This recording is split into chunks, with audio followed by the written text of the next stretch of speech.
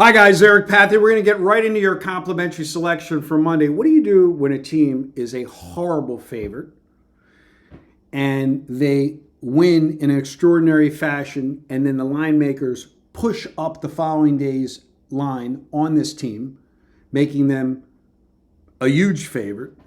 What do you do with an absence of information if you're not a Dime Club member? If you haven't gone to PickDawgz.com, you haven't purchased a week, you haven't purchased a month, or you haven't inquired about a multi-month discount, what do? You fade that favorite and you take that dog. Now, before we get to that play, I'm going to break down last week's results. I'm going to break down the week before's results, which is up to the All-Star break, and I'm going to show you where you stand since the All-Star break if you're an Underdog member. I'm not talking about the plays I give out here. I'm talking about the plays you pay me for. So stay tuned for that breakdown and analysis. Who's the team that's a horrible favorite? The Los Angeles Angels. They came back and won in extraordinary fashion today after being down 5-0, won 8-5 with 3 runs in the bottom of the ninth. They're making them a 65-cent favorite overnight.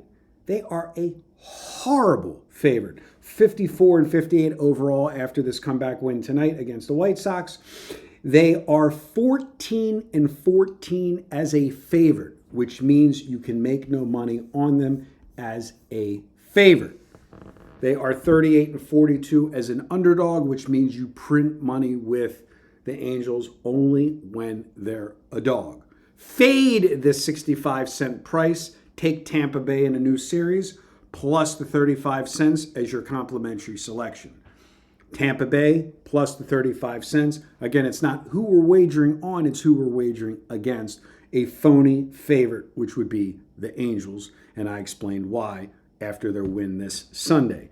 Now let's talk about last week. I lost one net game last week. I was 11-12 plus 44.50 on my Underdog channel.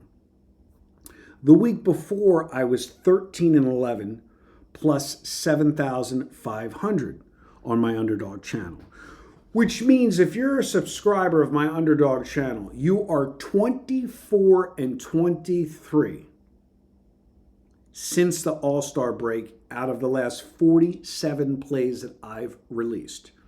You are up one game over 500 plus 11.5 units.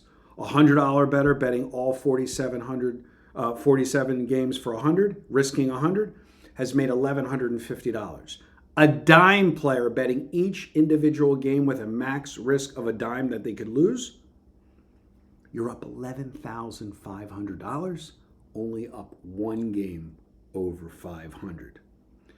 This is why you have to understand, if you break even, win or lose a couple games, plus or minus 500, and you can stand on your own as an underdog, you will always make money. Think about that.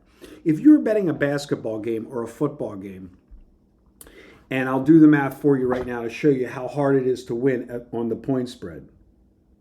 You win 24,000 on the 24 wins. You lose 1,100 times 23, which is 25,300. So if you're up one game over 500 betting football, for an example, you're 24-23. You lost $1,300. You're 24-23 in baseball, only betting underdogs, you're up $11,500 on the games that I cherry picked out from my major betting syndicates as underdogs.